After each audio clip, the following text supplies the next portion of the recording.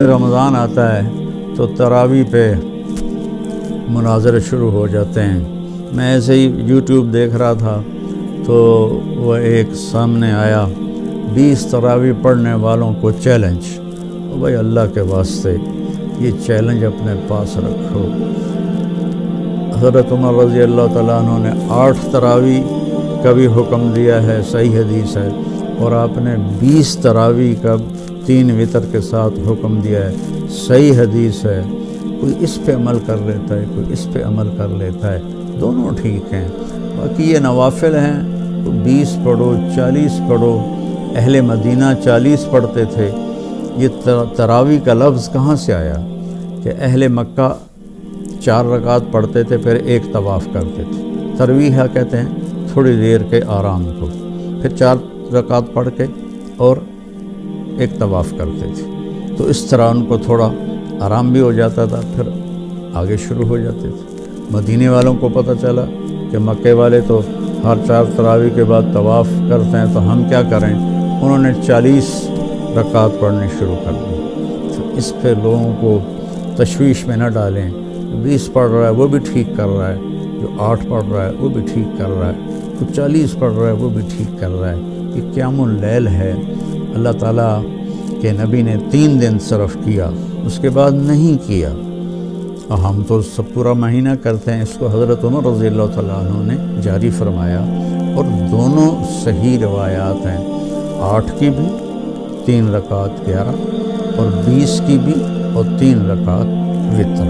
تو بھائیو، اکثر جو میں تو سنتا ہی نہیں ہوں، میرے سر میں درد رہتا ہے، لیکن کبھی کبھار کان میں پڑ جاتی ہے بات، تو اتنا شدید لہجہ ہوتا ہے، اور اتنا حقارت آمیز لہجہ ہوتا ہے، اور اتنا نفرت سے بھرا ہوا ہوتا ہے، خاص طور پر مذہبی معاملات میں اور اختلافی مسائل میں۔ اس قدر وہ آتش فشاں پہاڑ بن جاتے ہیں کہ ان کے منہ سے آگ نکلتی ہے۔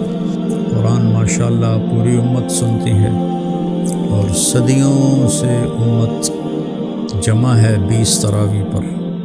حضرت عمر کے زمانے سے لے کر آج تک امت کا بہت بڑا طبقہ 20 تراویح پڑھ رہا ہے۔ جن دوستوں کو کوئی عذر نہ ہو اور کوئی تھکاوٹ بیماری نہ ہو تو 20 پڑھیں۔ بہت سے لوگ 8 پڑھ کے باہر نکل جاتے ہیں تو وہ اپنا نقصان کرتے ہیں۔ میں یہ نہیں کہہ رہا کہ انہیں گناہ ہوگا، میں یہ کہہ رہا ہوں کہ انہیں نقصان بہت بڑا ہوگا کہ انہوں نے 24 سجدے انہوں نے ضائع کر دیے، جو بعد میں انہوں نے 12 رکعت میں پڑھنے تھے، اور وتر کے سجدے بھی باجماعت ضائع کر دیے۔ تو نوجوانوں سے، صحت مند لوگوں سے میری گزارش ہے کہ امت کا عمل 20 پہ رہا ہے، 20 پڑھنے کی ہمت فرمائیں۔ ہر سجدے پر ایک حدیث میں آتا ہے 1500 نیکی لکھی جاتی ہے۔ تو 20 کے 40 سجدے اور 15 چوکی 60,000 نیکیاں ہر بندہ گھر لے جا سکتا ہے۔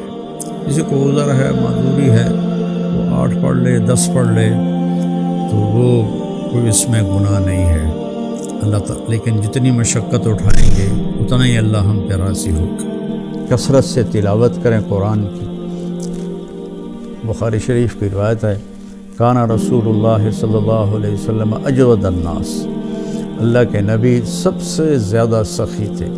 وَأَجْوَدُ مَا يَكُونُ فِي رَمَضَانَ حِينَ يَلْقَاهُ جِبْرِيلُ يَأْتِيهِ كُلَّ لَيْلَةٍ فَيُدَارِسُهُ الْقُرْآنَ، اور رمضان میں آپ بہت زیادہ سخی ہو جاتے تھے جب جبریل آتے تھے۔ روزانہ رات کو آپ جبریل کے ساتھ قرآن کا دور فرماتے تھے۔ تو یہ واحد نبی ہیں جن کے پاس اتنی کثرت سے جبریل تشریف لائے، ہر رات تشریف لاتے تھے۔ میرے نبی کو 9 رمضان ملے، تو ہر رات کو، اور آخری رمضان میں 2 دفعہ آتے تھے، 2 دفعہ قرآن کا دور ہوا آپ کا جبریل کے ساتھ، اور فرمایا ولا رسول اللہ صلی اللہ علیہ وسلم اجود بالخیر من رمضان من الریح المرسلہ کہ اللہ کے نبی رمضان میں جبریل کے ملنے پر تیز ہوا سے بھی زیادہ آپ کی سخاوت ہوتی تھی۔ تو میں مالداروں سے کہتا ہوں سخی بنیں، صرف زکوٰۃ دے کے مطمئن نہ ہوں، زکوٰۃ سے اوپر بھی خرچ کریں، اللہ آپ کا رزق بڑھائے گا۔ اللہ مجھے آپ کو توفیق نصیب فرمائے۔ السلام علیکم ورحمۃ اللہ وبرکاتہ۔